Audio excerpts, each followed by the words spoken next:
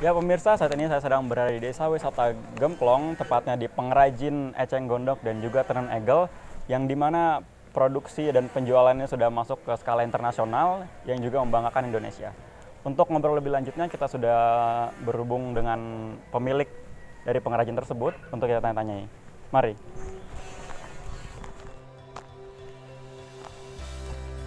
Kerajinan tenun merupakan salah satu kerajinan khas Indonesia. Di beberapa daerah Pulau Jawa, kerajinan tenun ini menjadi profesi utama bagi sebagian masyarakat. Salah satunya adalah Tenun Eagle Wedas Collection, yang beralamatkan di Desa Gamplong, Kecamatan Munyodan, Kabupaten Sleman, Daerah Istimewa Yogyakarta. Tenun Agel dan Eceng Gondok Wedas Collection ini merupakan salah satu kerajinan tenun yang berdiri sejak 1998 yang lalu, yang pemasarannya telah mencapai pasar internasional. Oke, Bapak mungkin bisa diperkenalkan dulu dengan siapa? Pak Supratman.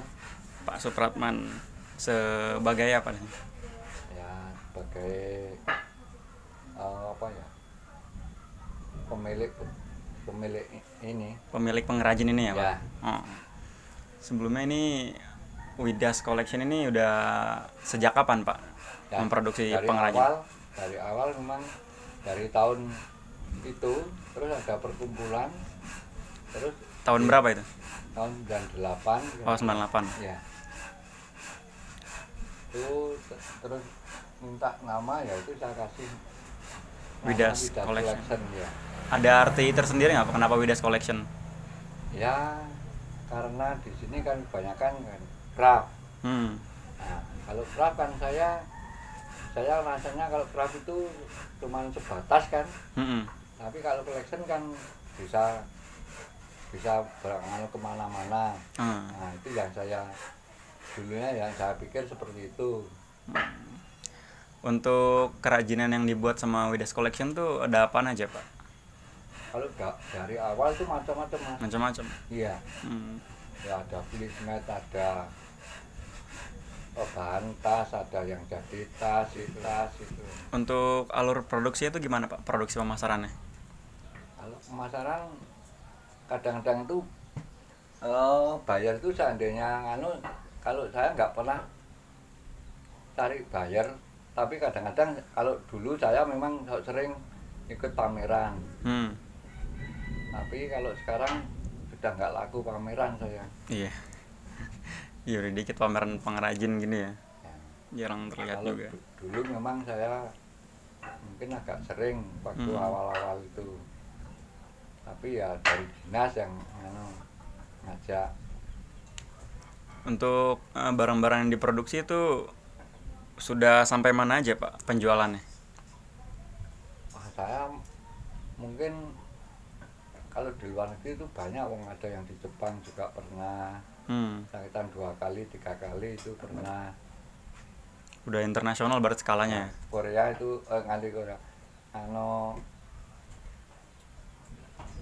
Mana itu Belanda yang sekarang. Ke Belanda ini, juga. Belanda itu yang Hososak itu kan itu orang Perancis.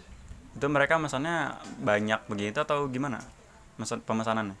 Pemesanan ya kalau dibilang banyak ya nggak banyak, tapi kalau nggak dibilang banyak ya itu banyak lah. Soalnya macam-macam itemnya loh, Mas, itu. Jadi kalau dikumpulin kan mungkin 1 truk.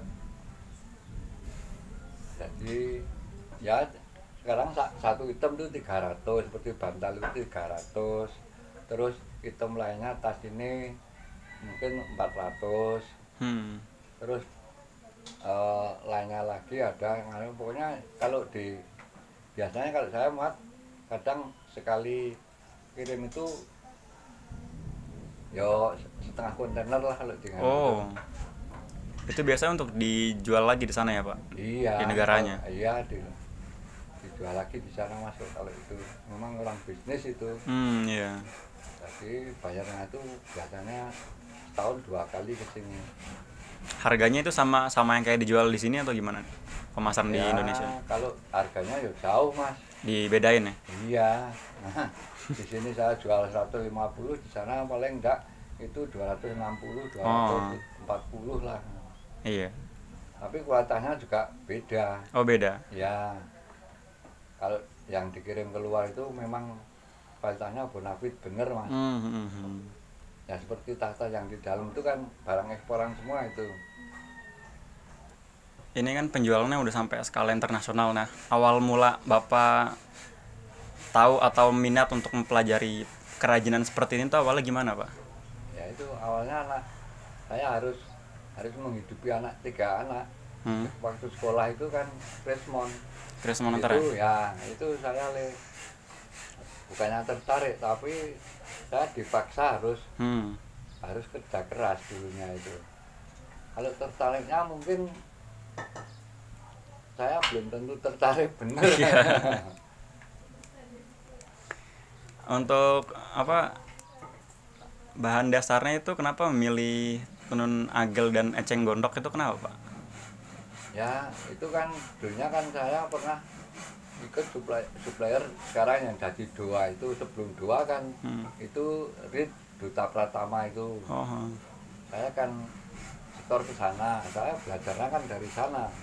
Jadi barang-barang di sana, terus bayar saya Bali itu ngambil di sana, beli di sana toh, terus buatkan di tempat saya jual ke Bali, jadi harganya lebih murah. Ini Bapak bisa sampai ngebuat sampai bahkan ngerekrut banyak karyawan kayak gini. Untuk belajarnya itu kayak gimana, Pak, membuat kayak gini? Wah, kalau belajarnya itu benar yang belajar itu malah anak-anak itu. Kalau saya jarang belajar, saya malah kasih solusi aja sama anak-anak itu. Jadi kalau mau bikin ini, wah ini motongnya seperti ini. Terus kalau ada mesin rusak lah, itu malah saya yang memperbaiki kalau anak-anak udah nggak bisa.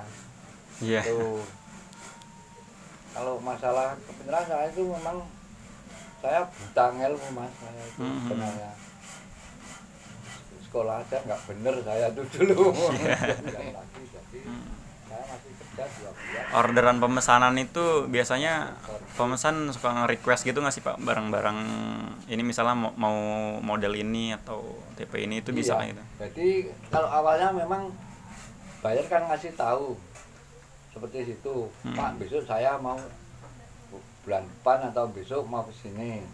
Nah itu saya kan persiapan bikin sampel-sampel.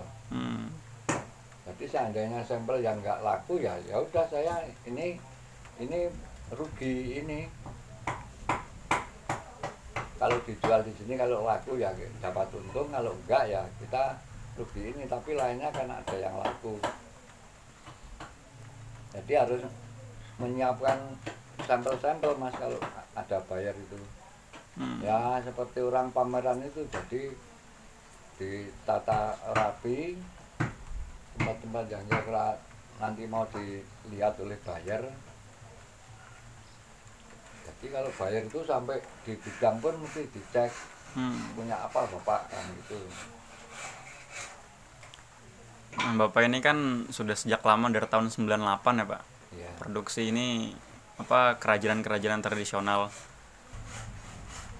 Harapan Bapak untuk anak-anak muda gitu sekiranya tentang pengrajin ini, kalau saya amati gitu dari dulu sampai sekarang pengrajin tradisional seperti ini kayaknya udah mulai berkurang gitu Pak. Ya itu memang ya itu tergantung orangnya mas. Jadi mau kreatif atau enggak. Kalau saya kan sama anak-anak kan gini, jangan enak-enak sekarang ini makan ini banyak orderan enak, tapi bulan depan seperti ini atau enggak. Jadi sekarang punya orderan jalan, kita harus memikirkan tahun depan itu apa yang mau laku. Jadi kita kalau mau dapat orderan, kalau mau makan yang enak harus bisa kerajinan itu yang paling awal. Kalau kita belajar setelah pasaran sudah meledak, kita nggak dapat untung mas. Makanya saya kebanyakan masih awal. Jadi seperti karpet itu sekarang kan sudah meledak, kan sudah hampir aus. Waktu awal kan saya sudah mulai dari awal, jadi pembeli orang kan bayar itu kan lihat ke sini, oh tempat bapak ada, jadi bayar nggak kemana-mana. Tapi kalau sudah memasyarakat, lah itu bayar kan sebar kemana-mana, Mas. Iya. Kerajinan tenun Wedas Collection ini merupakan salah satu dari banyaknya kerajinan tradisional khas Indonesia yang tentunya perlu dilestarikan oleh kita sebagai generasi muda. Ya teman-teman, sekian dulu perbincangan kita dengan Pak Suprapto selaku pemilik Wedas Collection, salah satu kerajinan yang berada di Yogyakarta. Saya Yamdra Laksono bersama Anissa Eguna melaporkan.